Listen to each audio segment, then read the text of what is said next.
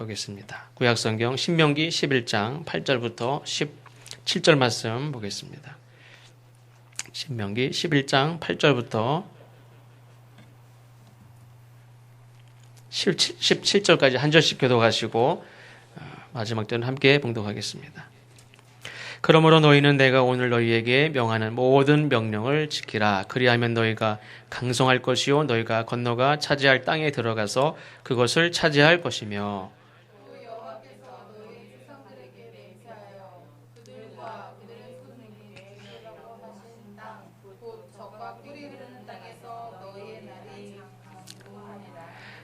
내가 들어가 차지하려 하는 땅은 내가 나온 애굽 땅과 같지 아니하니 거기에서는 너희가 파종한 후에 발로 물대기를 채소밭에 댐과 같이 하였거니와 너희가 건너가서 차지할 땅은 산과 골짜기가 있어서 하늘에서 내리는 비를 흡수하는 땅이요 내 하나님 여호와께서 돌보아 주시는 땅이라. 연초부터 연말까지 내 하나님 여호와의 눈이 항상 그 위에 있느니라. 내가 오늘 너희에게 명하는 내 명령을 너희가 많이 청구하고 너희 하나님 여호와를 사랑하여 마음을 다하고 뜻을 다하여 섬기며 여호와께서 너희의 땅에 이른 비 늦은 비를 적당한 때에 내리시리니 너희가 곡식과 포도주와 기름을 얻을 것이요 또 가축을 위하여 들에 풀이 나게 하시니 내가 보고 베풀 것이라. 너희는 스스로 삼가라. 두렵건대 마음에 미혹하여 돌이켜 다른 신들을 섬기며 그것에게 절함으로 여호와께서 너희에게 진노하사 하늘을 닫아 비를 내리지 아니하여 땅이 소산을 내지 않게 하심으로 너희가 여호와께서 주신 아름다운 땅에서 속히 멸망할까 하노라. 아멘. 에어컨 좀 틀어주시죠 이제. 감사합니다. 성경에 보면 우리에게 해봤자 소용없다, 잘못될 것이다, 이런 말씀을 하지 않습니다. 노력하면 할 수 있다. 너희가 가지고 있는 마음이, 너희가 가지고 있는 뜻이 선하면 하나님께서 도우실 것이고 하나님께서 형통하게 하실 것이고 막혀있다면 열어주실 것이다. 믿음을 가져라. 믿음을 가지고 노력하면 그 믿음대로 될 것이다. 하나님께서는 이렇게 말씀을 하십니다. 하나님의 뜻 가운데에서 도전하라고 말씀하시고 낙심하지 말라고 말씀하시고 또 소망을 가지라 이렇게 말씀합니다. 세상에 어떤 사람들은 야, 너는 안 돼. 너가 너 자신을 생각해봐. 그게 되겠니? 안 되지. 넌 틀렸어. 네 성격을 보면 못해. 네가 여태까지 살아온 삶을 보면 너는 앞으로도 못해. 이렇게 말하는 사람들이 많습니다. 그러나 하나님께서는 성경은 그래도 노력해봐. 그래도 도전해. 노력하면 또 땀 흘린 대가를 얻을 것이고 심은 대로 거둬. 그러니까 포기하지 말고 지금까지 살아온 과거 생각하지 말고 새로운 마음을 가지고 다시 해봐. 다시 기회를 주시고 다시 도전하라고 우리에게 말씀하시는 분이 하나님이신 줄로 믿습니다.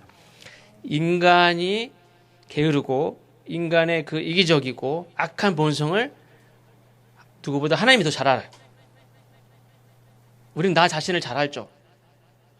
저는 제가 노력하면 할 수 있다고 생각하는 것 중에 하나가 뭐냐면 운동은 그래도 노력하면 할 수 있다 생각이 들어요. 어느 정도 한계가 있겠죠. 근데 요즘에는 그게 한계에 부딪혔어요. 여기저기 아픈 데가 많고 고질적으로 이 허리 아픈 건 잘 낫지도 않고 며칠째도 계속 이렇게 힘들고 그래요. 그러나 몸을 잘 이렇게 관리하고 운동을 자꾸 하면 괜찮아질 거야. 전에 달리기를 한번 하는데 20대 때 그런 마음이 충만한데 몸이 안 움직여요. 그리고 다른 친구들도 이렇게 축구를 좋아하는 친구들, 축구 잘하던 친구들인데 위에서 달리기를 하는 거 보니까 쟤가 왜 저러지? 쟤가 왜 저렇게 달리기를 못할까? 생각해보니까 다 40이 넘었어 애들이. 그렇구나. 그런 걸 떠나서 사람은 내가 내 자신을 알죠. 내가 못하는 게 있고 해도 안 되는 게 있고 내가 바뀌지 않는 게 있고 내가 나를 알지만 내가 저 사람도 알아요. 내가 단정하는 건 아니지만 내가 저 사람이 안 되는 거 알고 저 사람이 못하는 거 알고 저 사람은 그냥 저게 팔자고 저렇게 사는 게 저 사람의 팔자다라고 생각이 들지 저 사람이 변할 거라는 생각을 갖는 사람이 별로 없어요. 누구보다 우리의 본성을 알고 우리의 습성을 알고 우리의 습관을 알고 지금까지 살아온 거 별다르지 않아요. 그냥 그대로 살 거 뻔히 잘하는 분이 하나님이지만 하나님은 우리에게 너는 틀렸어. 너는 소용없어. 이렇게 말씀하지 않고 하나님은 우리에게 늘 새로운 기회를 주시고 또 새로운 삶의 규칙을 우리에게 주시고 새로운 마음을 가지고 살아보라고 늘 말씀하시는데 그 말씀이 늘 처음처럼 말씀하셔요. 나의 과거를 나의 변화하지 않는 그런 습성을 다 아시는 분임에도 불구하고 그거를 전혀 모르는 것 같이 늘 이렇게 처음 만난 사람 같이 새로운 마음을 가지고 하라고 그렇게 말씀하시는 분이 하나님이고 성경의 말씀입니다. 그래서 그 성경을 읽고 그 하나님의 말씀을 따라서 하는 것 자체가 복된 삶이다 하는 겁니다. 오늘 말씀의 제목은 복된 삶의 비결인데 복된 삶의 비결이 어디에 있느냐? 우리가 하나님의 말씀을 따라서 하는 게 그거 자체가 복된 삶이라는 거예요. 왜? 세상에 넌 안 돼. 야, 넌 변하지 않아. 그게 네 팔자야. 이렇게 말하는 세상에서 아니야. 넌 할 수 있어. 하나님의 말씀대로 살아봐. 그러면 너는 내 삶이 변화될 수 있어. 과거에 자꾸 매이지 말고 과거가 네 삶을 이렇게 결정하지 않아. 하나님 말씀을 믿고 살면 새롭게 살 수 있어. 하나님 인도하시는 삶은 과거의 삶이 아니라 네가 상상도 못했던 새로운 삶이야. 해봐. 이렇게 말씀하는 게 하나님의 말씀이란 말이에요. 그 성경 말씀을 읽고 그 말씀을 믿고 그 말씀을 따라서 하는 것 자체가 복된 삶인 거예요. 감사하며 사는 것이 또 하나님의 뜻이고 절망 중에서도 그래 나는 역시 안 돼 하지 않고 하나님께 도움을 구하고 하나님 어떻게 안 될까요? 하나님 붙잡고 그렇게도 이렇게 새로운 삶을 살려고 애쓰는 그 삶이 복된 삶이고 절망 중에도 소망을 갖고 살아가는 거 그게 또 하나님의 뜻인 줄로 믿습니다. 우리가 소망을 가질 수 있는 이유는 하나님의 약속이 있기 때문이고 하나님이 해보라는 우리에게 권면이 있기 때문에 그렇습니다. 운동선수들도 당신은 안 돼. 야 너는 안 되겠다. 이렇게 얘기하는 사람이 있어도 어떤 코치가 아니면 어떤 감독이 야 너는 조금만 더 하면 아니면 이렇게 한번 해봐. 이렇게 하면 할 수 있을 것 같아. 할 수 있다고 난 믿어. 한번 해봐.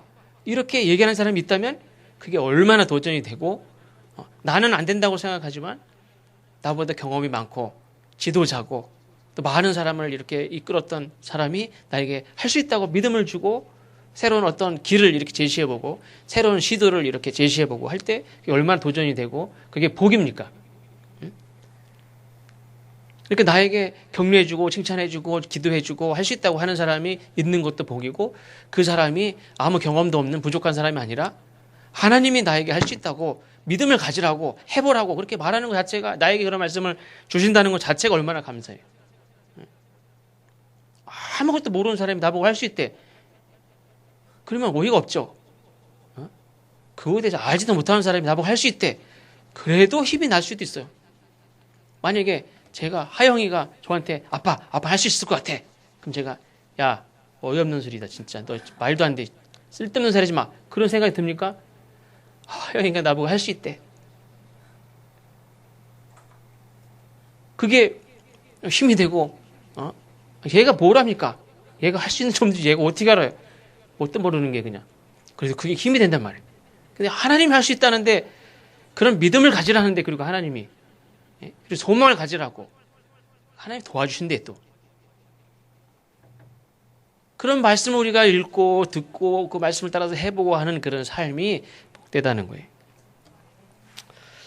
근데 하나님이 그 자체가 우리를 복되게 하신 거예요 이미. 근데 그 인생을 복된 인생을 스스로 이렇게 망가뜨리는 사람들이 있는데 어떻게 망가뜨리느냐? 의심함으로 망가뜨리고 염려함으로 망가뜨리고 부정적인 생각으로 모든 하나님 주신 기회와 가능성들을 다 스스로 이렇게 뭉개버리고 하는 경우가 있습니다. 하나님께서 나를 복되게 하셨다 하는 믿음을 갖지 못하는 사람은 비유가 좀 맞지 않지만 예를 들면 어떤 사람은 당연하게 생각하는 걸 어떤 사람은 전혀 염려가 되지 않는 걸 어떤 사람은 염려해. 예를 들면 차를 타고 제가 운전하고 여러분들을 다 태우고 서울을 갑니다. 그러면 나는 두려워서 염려해서 나는 목사님이 타는 차는 내가 안 탑니다. 하는 사람 혹시? 저는 그래도 저희 지방 목사님들 중에서 제일 편안하게 운전한다고 자부하는 사람이에요. 가는 속도는 좀 늦어요. 제가 혼자 탈 때는 좀 빨리 갈 때도 있어요. 막 다닐 때도 있는데 다른 사람 태우면 최대한 코너링도 편하게 하고 좀 늦을 수도 있어요. 빨리 달리는 사람은 답답할 수도 있지만 편안한 게 일단. 근데 혼자 타는 사람은 뒤에 탄 사람들 신경 안 쓰고 코너링도 이렇게 쫙 돌면 막 쏠리고 막 멀미나는 경우도 있어요. 트럭 혼자 몰고 다니다가 버스 운전하는 사람들 많거든요. 그냥 그 버스 타잖아요. 버스 그냥 그 승객들 막 난리도 아니에요. 막 수급 쓸 때 막 갑자기 쓰고 막 출발하고 막 돌고 막 그래요. 근데 저희 아내도 처음 차를 사가지고 이렇게 차를 운전을 하고 어디 대구를 가는데도 얼마 되지 않아서 맨 처음에 염려하더니 얼마 되지 않아서 그냥 3시간, 4시간, 5시간을 자고 가더라고. 내가 막 졸아도 자요. 그러니까 무슨 믿음이 있는지 모르지만 제가 졸립다고 그래도 그냥 걱정을 하면서도 어떻게 하면서도 자요. 졸려서 잘 수도 있지만 저는 저를 믿는 믿음이다. 저는 그렇게 생각을 하는데 터널을 지나가면서도 이 터널이 언젠가 무너질 거 아닙니까? 언젠가 무너질 수도 있고 지진이 날 수도 있고 사람이 지나면 경주에 나서 지진이 나듯이 언젠가 이렇게 막 흔들리면 무너질 수도 있는데 그날이 오늘이면 어떻게 해요? 그거를 걱정하는 사람이 분명히 있어요. 제가 예를 들면 이제 굴 같은 데 있죠. 굴. 고성이나 무슨 이런 땅굴 같은 데 있잖아요. 그런데 막 들어가다가 오늘이 그날이에요. 무너질 수도 있잖아요. 근데 무서워서 못 들어가는 사람도 있어요. 저희 아버지도 잘 못 들어가요.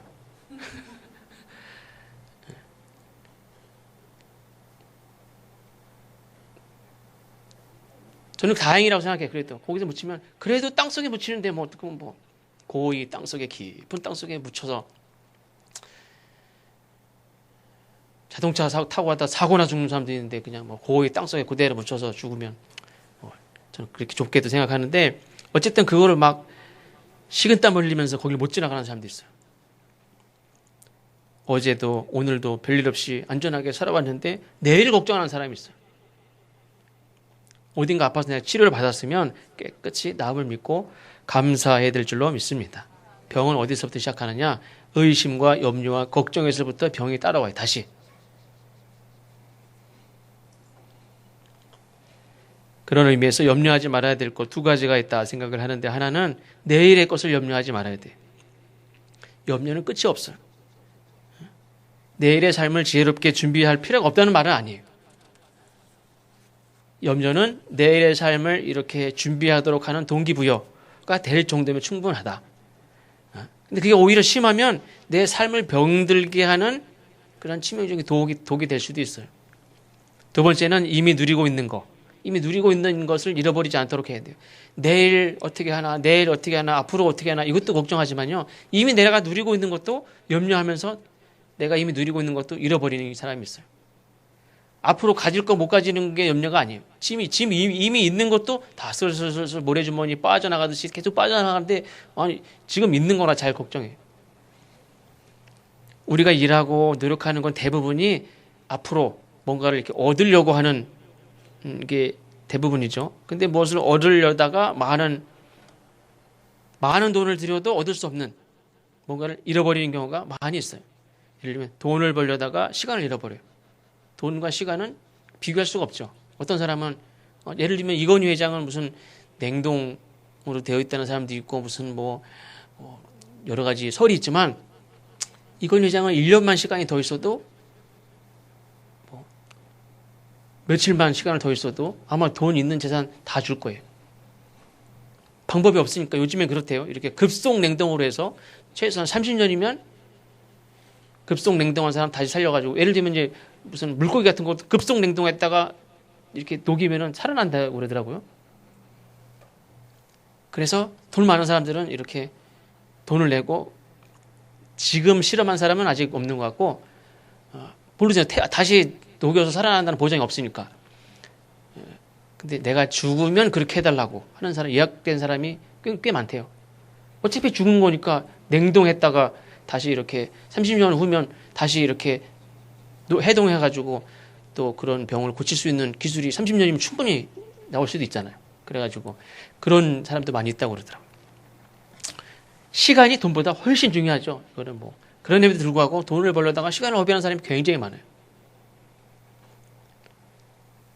돈을 벌려다가 건강을 잃어버리고, 돈을 벌려다가 가족을 다 잃어버리고, 친구를 잃어버리고, 삶의 의미, 이거 뭐 그거 생각할 여력도 없죠. 이보다 험한 인생이 어디 있습니까?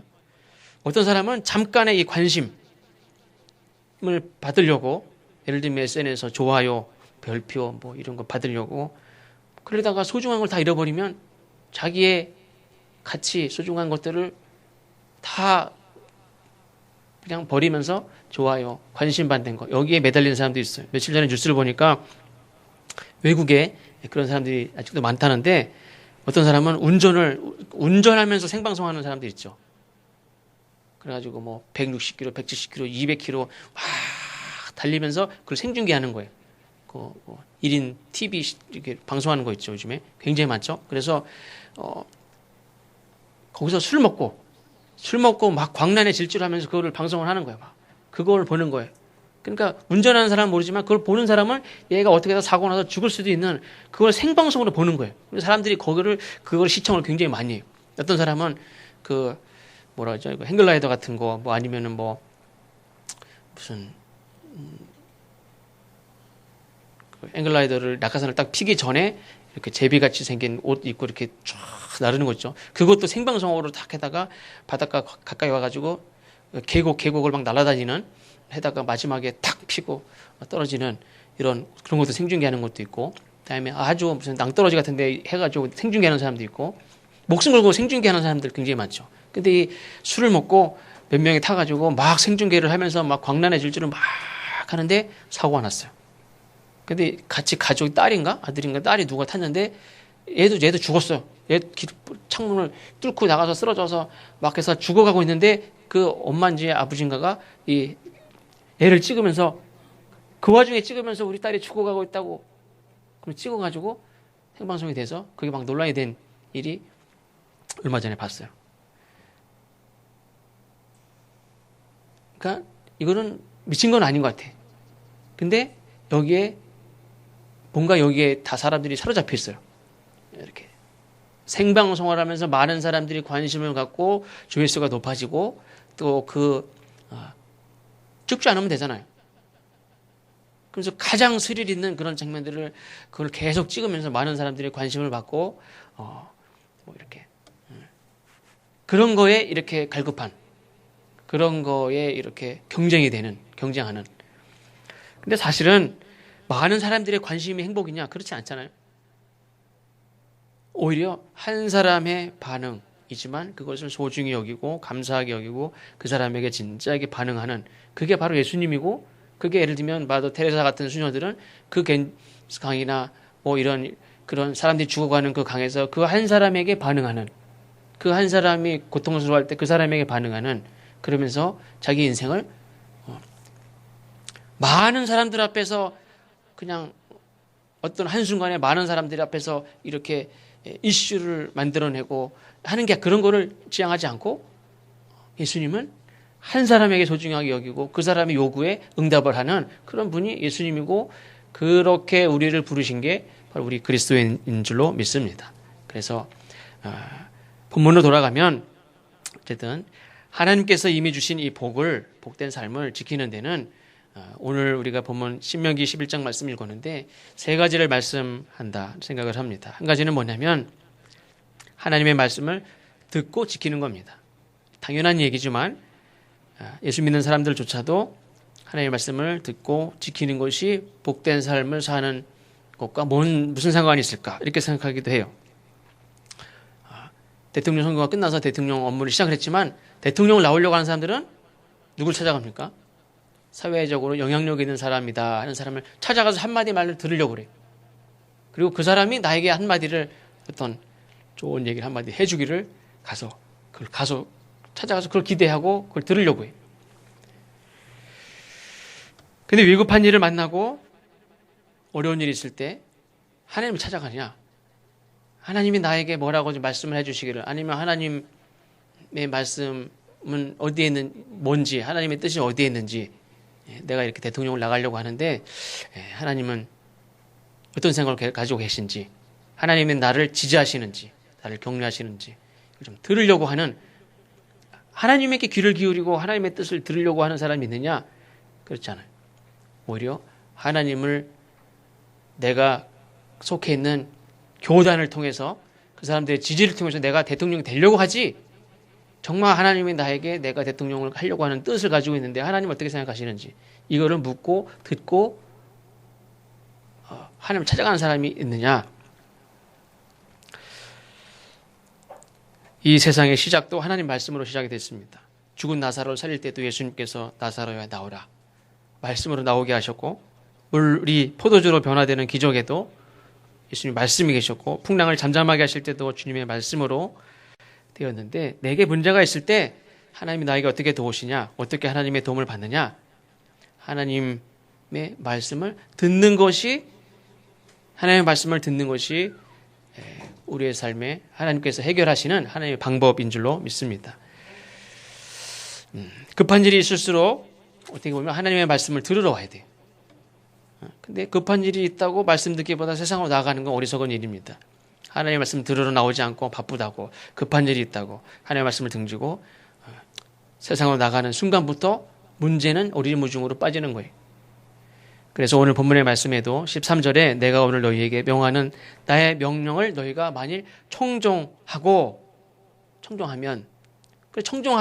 그 대가가 뭐냐면 14절에 여호와께서 너희 땅에 이른 비 늦은 비를 적당한 때에 내리시리니 너희가 곡식과 포도주와 기름을 얻을 것이요 연초부터 연말까지 비를 내리신다고 그랬습니다. 그러니까 풍성한 삶을 얻는 비결이 뭐냐? 농사를 잘 짓는 기술을 배우는 것도 중요하지만 그 기술이 아니라 하나님의 말씀을 청종하는 거라고 분명히 말씀하고 있습니다. 내가 살아가는 그런 터에서, 내 삶에서 복을 받는 길은 하나님의 말씀 따라 사는 거, 하나님의 말씀을 잘 듣고 따르는 거, 그렇게 하면 하나님이 복을 주신다는 거예요. 두 번째는 하나님이 이스라엘 백성들을 지금 이제 새로운 땅, 애굽이 아니라 그냥 살던 땅에서, 애굽에서 살았죠. 430년 동안 살았는데 그냥 살던 땅에서 새로운 삶이 아니라, 살던 땅에서 또 다른 어떤 삶이 아니라 새로운 땅, 가나안 땅에서의 삶을 하나님이 이렇게 열어주시는데, 그 가나안 땅에서의 삶은 예전에 애굽에서의 삶과 다르다 이렇게 말씀합니다. 10절에 보니까 내가 들어가 차지하려는 땅은 내가 나온 애굽 땅과 같지 아니하니 이렇게 말씀합니다. 어떻게 다르냐? 애굽 땅에서는 씨를 뿌린 다음에 발로 물을 대는데 채소밭에 물을 대는 것과 같다. 강에 있는 물을 이렇게, 예를 들면 보신 적이 있는지 모르겠지만 염전에 보면은 이쪽에 물을 담아놓은 거를 이쪽 그 소금물 만드는 그쪽에다가 물을 이렇게 퍼가지고 이렇게 퍼가지고 물을 이렇게 옮기는 거, 이렇게 마차같이 뭐죠, 수레바퀴 같이 생겨서 이렇게 올라가지고 이렇게 밟으면 물이 이렇게 물을 길어가지고 물레방 같은 거를 통해서 이렇게 물을 이쪽으로 옮겨요. 그래서 이걸 언제 그것을 풉니까? 양수기가 없을 때는 그게 안 되죠. 그러니까 발로 올라가서 이렇게 계속 걸으면 수레바퀴가 돌면서 이렇게 물이 떨어지면 수레바퀴가 돌듯이 반대로 이거를 물속에 이만큼 잠기게 해서 밟으면 물이 이렇게 해서 이쪽으로 반대로 물을 이제 넘기는 거예요. 그렇게 해가지고 물을 이쪽으로 대는 거예요. 이쪽에다가. 마찬가지로 강물에 있는 물도 이렇게 발로 움직여가지고 어떤 기구를 통해서 물을 밭에다 대는 거예요. 이렇게 해서. 하루 종일 움직여가지고 강물을 이렇게 밭에다 대는 거예요. 채소밭에다 대고. 그래서 나일강 주변은, 나일강이 어떤 계곡에 있어서 내려오는 물을 이렇게 물길만 대면 막 들어오는 게 아니라 나일강물은 다 퍼가지고 쭉 평지에 있는 나일강을 그 물을 이렇게 퍼가지고 더 멀리 나일강 주변만 옥토지 그 나머지는 다 사막이에요. 그래서 나일강이 있으니까 그 주변은 4대 문명지라고도 하고 비옥한 땅을 이렇게 가꾸고 밭을 가꾸지만 어쨌든 그것이 다 사람이 물을 길어서 물을 대가지고 하는 거예요. 그러나 가나안 땅은 사람이 그렇게 물을 대가지고 하는 땅이 아니라 산과 골짜기가 있고 또 하늘에서 내리는 비를 다 흡수하는 땅이라는 거예요. 흡수하는 땅은 다시 계곡을 통해서 적당히 물을 계속 1년 내내 흘러보내요. 그래서 그 물을 가지고, 그리고 계곡뿐만 아니라 그 땅이 다 물이 나는 땅, 그리고 1년 내내 연초부터 연말까지 비를 내려주시는. 그래서 나일 강정은 나일 강물이 아니면은 1년 내내 비가 오는 곳이 아니고 그냥 강물이 있으니까 그 강물로 하는 거지, 하늘에서 내리는 비를 가지고 농사를 짓는 곳이 아니란 말이죠. 그래서 거기는 강과 관련된 여러 가지 신이 있고 우상이 많은데, 가나안 땅도 물론 우상이 많지만 가나안 땅은 그런 사람이 물을 길어서 물을 대서 하는 땅이 아니라 하늘에서 비를 내려서 농사 짓는 곳이다. 그럼에도 불구하고 이스라엘 백성들은 출애굽해서 가나안 땅으로 가는 중에도 물론 그랬지만 가나안 땅에 정착해서 수백 년이 지나고도 무슨 일만 있으면 어디로 가려고 했습니까? 애굽 땅으로 가려고 그래요. 하나님은 애굽에서 나와서 가나안 땅으로 보내서 애굽 땅과는 전혀 다른 그런 삶을 하나님이 새롭게 시작하게 하셨는데, 이스라엘 백성들은 광야에서 가나안 땅에 들어가는 과정에서도 여차하면 무슨 물만 부족해도 먹을 것만 부족해도 애굽이 좋았는데 애굽으로 가자 그랬습니까? 가나안 땅에 살면서도 수백 년 역사 동안에서도 이스라엘 백성들이 무슨 일만 있으면 무슨 전쟁만 났다면 어디로 갑니까? 애굽으로 가는 거예요. 가뭄이 들면 애굽으로 가고, 전쟁이 나면 애굽 가가지고 도와달라고 그러고, 피난이 무조건 애굽이에요. 우리나라가 무슨 전쟁만 났다 그러면 우리가 어디로 갑니까? 시누이주로 만주로 다 북쪽으로 올라가듯이 이스라엘 사람들은 그냥 무슨 일만 났다면 애굽으로 가는 거예요. 왜? 옛날부터 살았던 곳이 애굽이에요. 그러니까 그 사람들은 어떻게 하나님만 안 믿었으면 어떤 생각을 가지고 있냐면 우리의 뿌리는 애굽이다 이렇게 생각할 수도 있어요. 왜? 430년 동안 살았으니까. 원래 우르라는 그 애굽의 그 땅에서 거기서부터 이렇게 생겨났어요, 사람들이. 그러니 내 고향은 애굽이고 우리의 뿌리는 애굽이고 그렇게 생각할 수밖에 없어요. 하나님 안 믿었으면 거기는 완전 그냥 애굽에 파묻혀 있는 사람들이에요. 그러니까 하나님이 수많은 선지자들을 통해서 계속 책망하는 것 중에 반복되는 것 중에 하나가 뭐냐면 애굽과 끊으라는 거예요. 수많은 재앙을 내리시면서 징계하시면서 선지자들이 하는 말 중에 하나가 뭐냐면 망할 때 망하더라도 애굽과의 동맹을 끊으라는 거예요. 하나님이 우리나라를 망하게 하셨어요. 왜? 애굽과의 동맹 때문에 그래요. 애굽에 의지하는 거, 애굽을 동맹 맺고 애굽과 동맹을 맺어서 어떻게 살아보려고 하는, 하나님은 오히려 그거를 끊으려고 징계를 내리시고 끊으려고 나라를 망하게 하실 때도 있어요. 그건 나라를 망하게 하는 게 아니라 애굽과의 동맹을 끊으려고 나라를 임시 망하게 하는 거예요. 근데 전쟁만 나면 애굽으로 피신까지 애굽과 동맹을 맺어서 살려고 하는 일들이 수백 년 역사 동안에 계속 아주 비일비재했어요. 그 끈질긴 애굽과의 악연을 끊어버리려고 하는 시도가 계속 있었어요. 복은 애굽에서 나오는 게 아니에요. 근데 이스라엘 백성들은 그냥 옛날에 좋았는데, 애굽이 좋았는데, 그리고 자기를 지켜줄 자는 애굽이라고 생각했어요. 우리는 옛날 조선이든 고려 삼국시대든 그냥 우리를 지켜줄 거는 그냥 중국인 줄 알고 그렇게 살았던, 사대주의를 가지고 빠져 살았던 시대가 있었듯이 우리나라를 지켜주는 나라는 누굽니까? 옛날엔 중국이었죠. 지금은 누가 우리를 지켜줍니까? 미국이 지켜줍니까? 그거를 끊지 못하면 하나님 우리나라를 망하게 할 수도 있어요. 그거를 끊게 하기 위해서도 망하게 할 수도 있어요. 그걸 의지하는 게 더 문제인 거예요. 나라가 망하는 것보다 더 문제는 그걸 의지하는 게 더 문제인 거예요. 중국을 의지하는 거, 애굽을 의지하는 거, 하나님을 의지하라는데 하나님을 의지하지 않고 애굽을 의지하는 거, 나라가 망하는 게 뭐가 중요해요? 하나님은 그것부터 다시 시작하려고 다 없애는 거예요.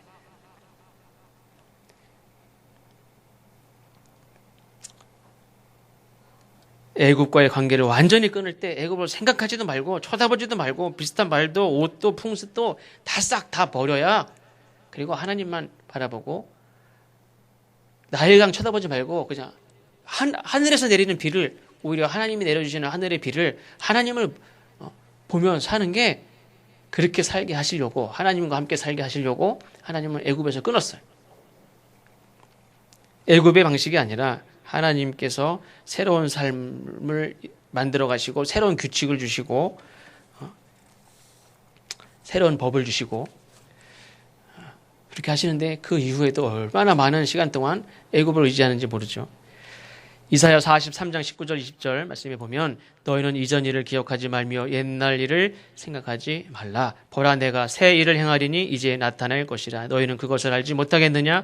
반드시 광야에 길을 사막에 강을 내리니. 하나님이 이스라엘 백성들에게 옛날 일을 기억하지 말아라. 하나님이 새 일을 행하겠다. 그걸 왜 모르느냐 이렇게 말씀해요. 우리가 하루의 첫 시간마다 또 하루의 한 주간의 첫날 오늘 주일마다 우리가 새 일을 행하실 하나님을 기대하는 그런 믿음을 가지고 살아야 될 줄로 믿습니다. 어제도 이 모양 이 꼴이고 오늘도 그냥 보니까 오늘도 이 모양 이 꼴인데 내일이 뻔하지 뭐 내일 출근하는 날인데 더 힘들지 뭐 뻔하지 나 내일 더 날 게 뭐 있어 이런 생각을 갖지 말고 오늘도 비 오고 내일도 비 온다는데 뭐 구질구질하고 내일 또 뻔하지 이런 생각 갖지 말고 저도 오늘 몸이 아픈데 내일도 뭐 아프겠지 뭐 낫겠어요? 오늘도 답답한데 뭐 내일도 답답하지. 그렇게 믿으면 그렇게 될 줄로 믿습니다. 그러나 하나님이 우리에게 기대하라고 말씀하신 것은 심지어는 일상적인 것도 아니에요. 놀라운 일을 기대하라고. 내가 하나님이 놀라운 일들을 새 일을 행하려고 하는데 왜 그걸 모르느냐 이렇게 말씀을 해요. 어떤 계획이냐? 그 계획을 우리에게 하나님의 계획을 우리에게 말씀하셨어요. 이사야 선지자를 통해서 말씀했어요. 그걸 기대하라고 말씀했어요. 하나님이 이루려고 하시는 일은 우리와 상관없는 일이 아니에요. 어떤 일이냐? 광야에 길을 낸다는 거예요. 사막에 강을 낸다. 쓸데없이 왜 사막에 길을 내고 강을 내냐. 쓸데없는 일이 아니에요. 20절에 보면 내 백성 내가 택한 자에게 마시게 할 것이다. 그 하나님이 이루려고 하는 일들은 내 백성을 마시게 하려고 그걸 하신다는 거예요. 그게 하나님의 마음이고 하나님의 뜻이고 하나님의 계획이에요. 육신의 어머니 아버지는 자녀를 위한 계획이 있을 수도 있어요. 이렇게 저렇게 계획이 있지만 마음대로 되지 못하고 한계겠어요. 근데 하나님은 그렇지 않아요. 하나님은 하나님의 계획을 말씀하셨어요. 그 하나님의 계획에 대해서는 우리가 믿어도 돼요. 어느 정도? 100% 믿어도 될 줄로 믿습니다. 우리에게 믿으라고 그러고 소망을 가지려고 하고 내가 이런 일을 하려고 하는데 너희들도 좀 기대를 좀 해라. 이렇게 말씀하는 거예요. 이게 하나님을 위한 일이냐? 그렇지 않아요. 내가 택한 백성을 먹이려고 일을 하신다는 거예요. 광야에 길을 내고 사막에 강을 내는 것을 우리를 먹이시려고 하나님을 기대해라. 하나님을 또 믿어. 그 믿음은 또 하나님을 기쁘시게 한다는 거예요. 하나님이 기쁘시면 그게 약간 남자랑 비슷한 게 있어요. 남자는요 잘했다고 그러면 목숨 걸고도 한대요. 그게 참 어리석은 거지만 잘했다고 그러면요 그냥 진짜 잘한 줄 알고 막 목숨 걸고 다 한대요. 그거를 이용하기가 참 쉬워요. 사실은 격려해주고 칭찬하면 돼요. 이거는 그렇게 생각하면 안 되지만 하나님을 기쁘시게 하는 게 뭐냐? 하나님 믿으면 하나님이 기뻐하시는 일은 하나님이 얼마든지 더 하시죠. 하나님이 기뻐하시는 일은 우리가 그걸 또 믿어요. 그걸 막 기대를 해요. 그럼 하나님이 더 놀라운 일들을 우리 자녀들을 위해서 행하시는 그런 부모님과 같이 그렇게 행하실 줄로 믿습니다. 세 번째는 그런데 스스로 삼가하는 것이 필요합니다.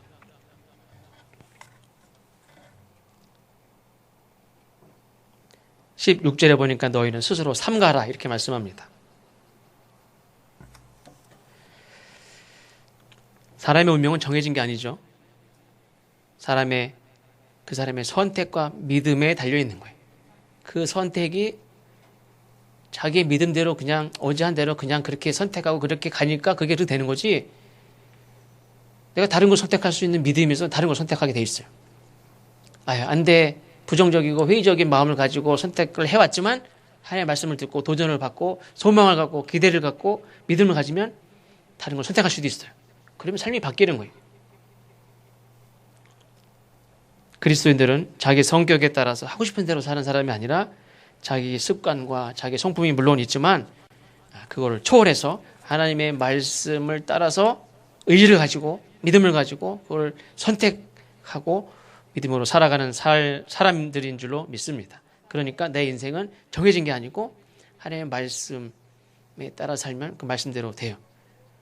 나의 선택에 달려 있어요. 근데 아무리 가나안 땅에 들어간다고 할지라도 자기 자신을 이렇게 조심하지 않는, 삼가하지 않는 사람은 소용이 없어요. 사람 약하기 때문에 언제 어떻게 넘어질지 몰라요. 사실은 장담할 수가 없어요. 하나님이 아닌 그 무엇에 그 누구에게 미혹을 당하고 그 앞에 내가 어떻게 부끄러운 짓을 할지, 손을 내밀고 도와달라고 할지, 뇌물을 받을지, 나쁜 짓을 할지 몰라요. 그래서 그 복된 가나안 땅에 들어가서도 멸망할까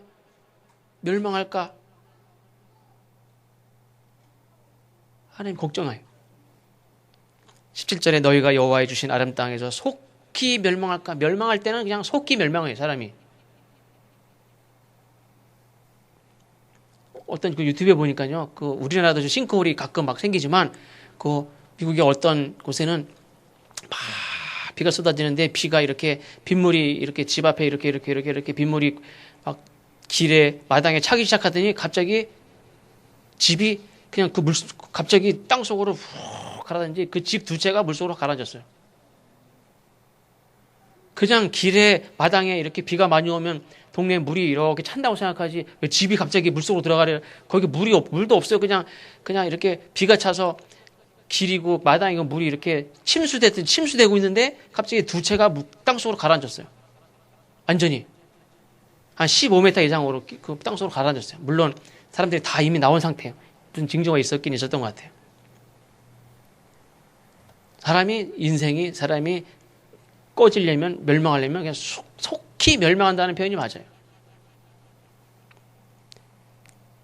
선택은 나에게 있어요. 가나안 땅의 백성들이 멸망하는 것을 분명히 이스라엘 백성들이 보면서 가나안 땅에 들어왔어요.